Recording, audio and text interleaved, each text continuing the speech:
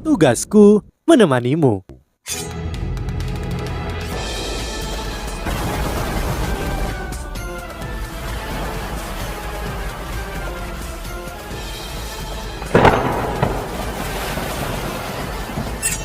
Hai sahabat Pasuk, kembali lagi bersama alur cerita versi novel Solen 2 Sekte Tang yang tak tertandingi. Jangan lupa like, subscribe, dan nyalakan tanda lonceng. Mari kita lanjutkan. Penggabungan ini memberikan kekuatan yang cukup sehingga Permaisuri Kalajengking Giok Es tidak lagi membutuhkan cincin roh. Ini bukan hal kecil. Jika lautan spiritualnya tidak bisa menangani kekuatan spiritual rohnya, semuanya akan sia-sia dampaknya pada dirinya juga akan sangat besar dan mungkin saja memungkinkan lautan spiritualnya akan hancur. Tidak mungkin bagi seseorang untuk meniru metode yang digunakan oleh Wo Yuhao untuk menyatu dengan 5 roh. Dia hanya bisa melakukannya karena kekuatan spiritualnya ada di dunia material konkret dan juga karena dia memiliki tengkorak takdir singa emas bermata 3 serta inti jiwa mata rohnya. Cahaya biru es perlahan memudar. Wo Yuhao hanya merasa bahwa dia terus membaik. Kekuatan jiwa di tubuhnya terus meningkat. Kenikmatan mengalami terobosan membuatnya merasa seolah akan terbang. Tubuhnya dipenuhi dengan kekuatan. Esensi es misterius yang tersisa langsung meleleh dan menyatu ke dalam tubuhnya. Tubuh Raja Beruang Es sudah kaku. Aura hidupnya benar-benar lenyap, namun kehidupan baru perlahan mulai terbentuk di tubuh Wo Yuhao. Roh bayi kecil perlahan terbentuk. Raja Beruang Es adalah monster yang telah hidup selama ratus ribu tahun. Berbicara secara logis, dia harusnya bisa memberi Wo Yuhao tulang roh, tapi Wo Yuhao tertegun karena tidak ada tulang roh yang muncul, hanya rohnya yang terbentuk. Cincin roh merah ke-8 sepenuhnya menunjukkan kekuatan ratus ribu tahun.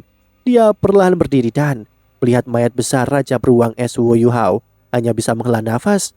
Bayi kecil, aku masih tidak bisa membantumu pada akhirnya. Sebenarnya Wo Yuhao tidak ingin bayi kecil menjadi rohnya setelah dia mengembangkan perasaan untuknya. Dengan menjadi rohnya, itu berarti bayi kecil akan kehilangan tubuhnya sampai batas tertentu.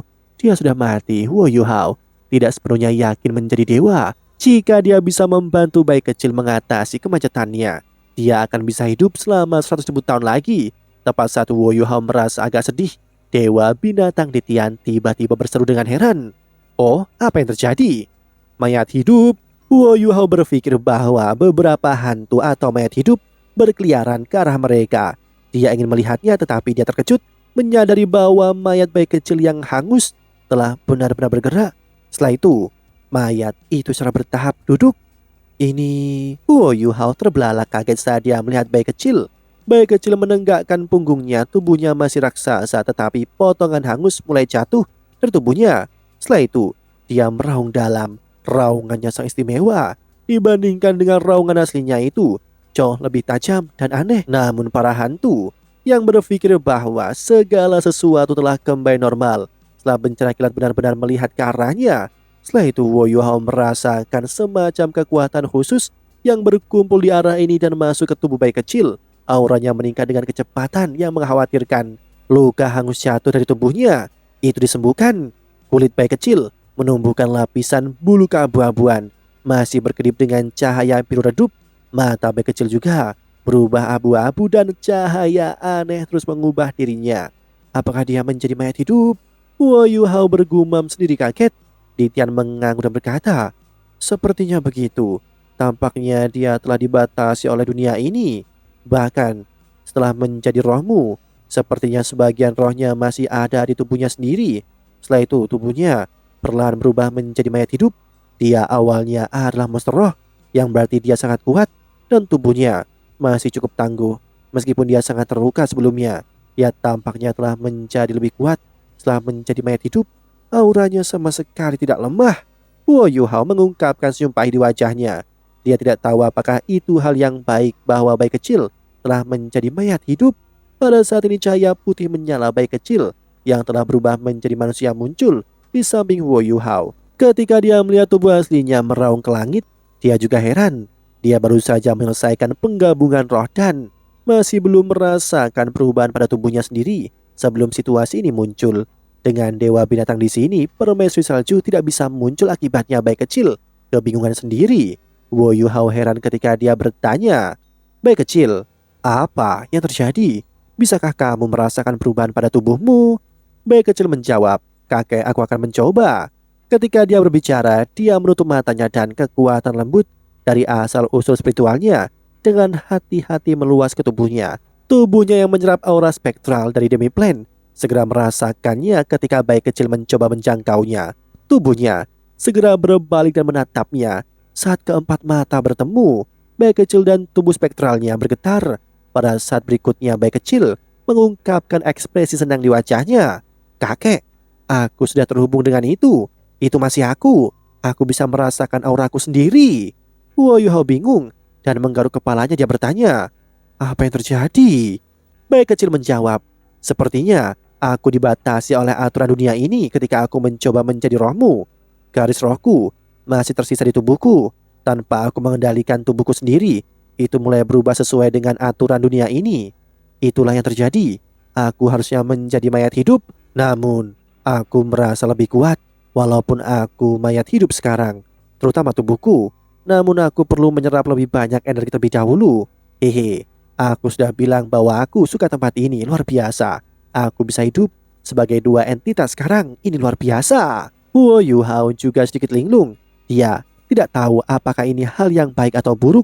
Namun karena itu sudah terjadi dan bayi kecil dapat terhubung ke tubuhnya sendiri, ini sudah dianggap tidak terlalu buruk. Setidaknya dia tidak akan diserang.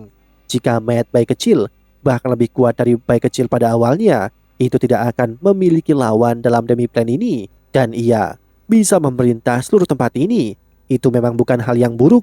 Huo Yuhao mengangguk dan berkata, "Ini bagus asalkan kamu baik-baik saja bayi kecil. Kembali ke tubuhku dan biarkan aku merasakan perubahannya. Kamu baru saja menjadi rohku.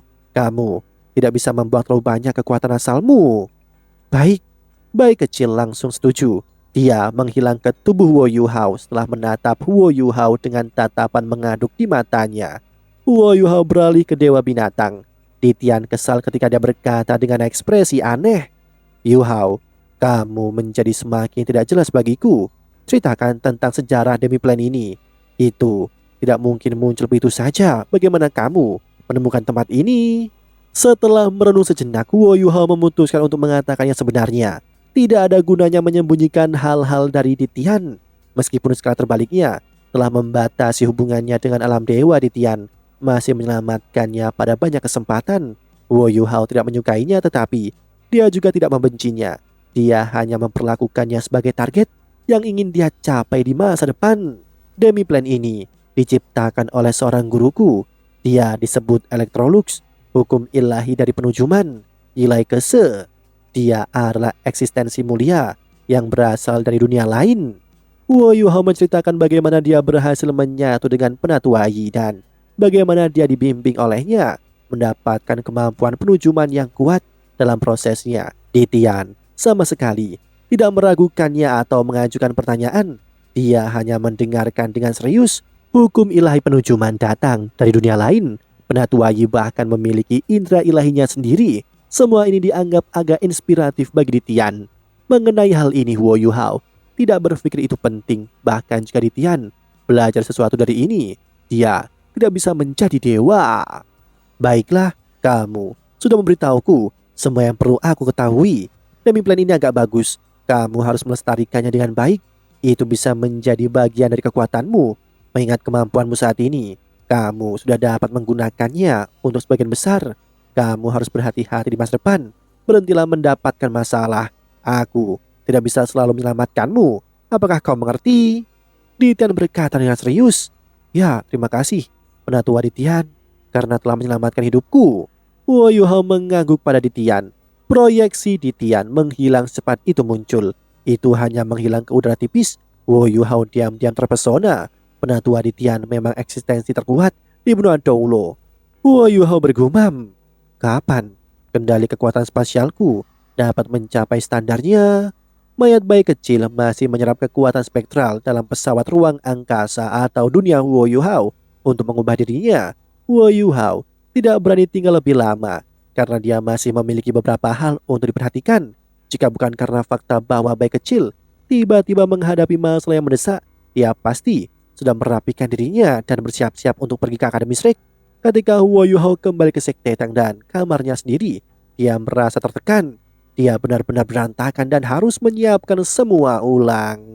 Melihat langit di luar, hari sudah gelap. Huo Yuhao dengan cepat mengenakan pakaian baru yang diberikan Bebe padanya, membuat Huo Yuhao terlihat sangat elegan di dalamnya. Huo Yuhao juga merasa lebih berenergi dan segar saat dia mengenakan jubah.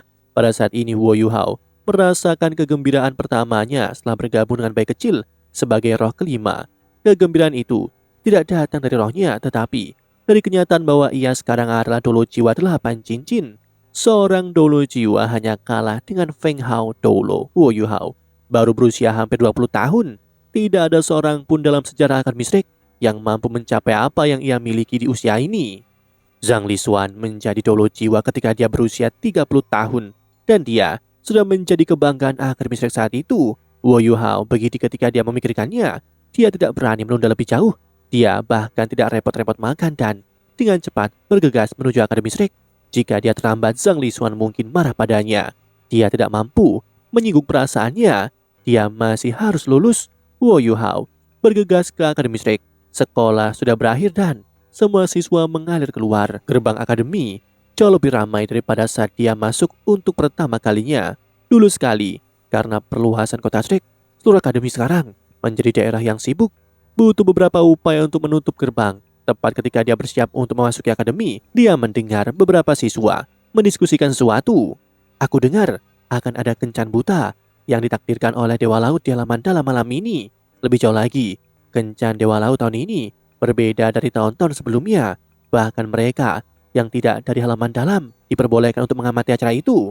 Ini belum pernah terjadi sebelumnya, tapi aku tidak yakin apa alasannya. Seorang siswa lain menerka-nerka dan menjelaskan kencan Dewa Laut tahun ini membiarkan murid halaman luar menonton untuk merangsang mereka menjadi lebih kuat. Semua siswa halaman dalam adalah elit dan mereka pastinya masroh yang kuat. Dengan ini, semangat juang mereka untuk berkultivasi akan dikobarkan sampai ke puncaknya. Saat dia mendengarkan sampai titik ini, Huo Yuhao menjadi nostalgia. Aku benar-benar tidak berharap siswa halaman luar diizinkan untuk mengamati kencan Dewa Laut. Sepertinya jalan itu benar. Mengizinkan mereka untuk mengamati acara dapat membantu merangsang kultivasi mereka. Ini sebenarnya bukan hal yang buruk. Rasanya jauh lebih baik daripada ketika aku baru saja bergabung dengan akademi. Betapa hebatnya jika aku bisa menonton kencan takdir Dewa Laut dengan Dong-er. Saat dia memikirkan uang Dong-er, Huo Yuhao merasa sedikit sakit hati dan dengan lembut menggelengkan kepalanya. Dia mempercepat langkahnya saat menuju akademi dalam. Akademi sangat ramai. Huo Yuhao menaruh lencana muridnya di dadanya, jadi tidak ada yang menghentikannya. Ketika Huo Yuhao berjalan ke tepi danau Dewa Laut, dia terpana menyadari bahwa langit masih cerah, tetapi sudah ada orang yang mencari tempat duduknya. Dia datang ke sebuah tempat di pantai yang dekat dengan danau itu sendiri dan melihat seorang siswa muda halaman luar baru saja duduk. Ada tikar yang bisa menampung lebih dari 10 orang. Yuhao tersenyum dan berkata, "Junior, mengapa kamu mengambil begitu banyak ruang?" Siswa halaman luar itu bahkan tidak mengangkat kepalanya dan menjawab, "Siapa bilang aku sendirian? Aku di sini untuk memesan tempat duduk untuk orang lain. Ada lebih dari 10 dari kami. Mereka pergi untuk mendapatkan makanan dan akan segera kembali. Ini adalah momen langka. Kami harus menyaksikannya." Yuhao tertawa. Kalian semua memang telah mengalokasikan tugas dengan baik. Siswa itu tertawa. Ya, jika kita tidak datang lebih awal, kita tidak akan memiliki tempat yang bagus. Kami sudah sangat lelah karena berkultivasi setiap hari.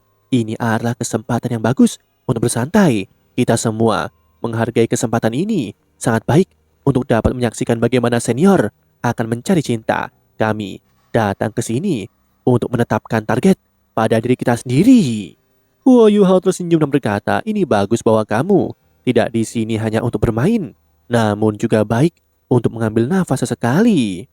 Oh, siswa halaman luar ini merasakan sesuatu yang tidak beres ketika dia mendengar bahwa Huo Yuhao menasihatinya. Dia mengangkat kepalanya dan menatapnya. Melihat lencana di dada Huo Yuhao, ia terkejut. Lencana yang diberikan kepada murid halaman dalam berwarna merah. Ada juga gambar raksasa Shrek di atasnya. Sangat jelas terlihat pada jubah putih Huo Yuhao. "Oh, seorang senior dari halaman dalam. Apakah Anda seorang senior dari halaman dalam. Demikianlah kisah untuk kali ini. Sahabat Pasuk, jangan sedih, jangan bimbang, apalagi galau. Karena aku kan selalu menemanimu.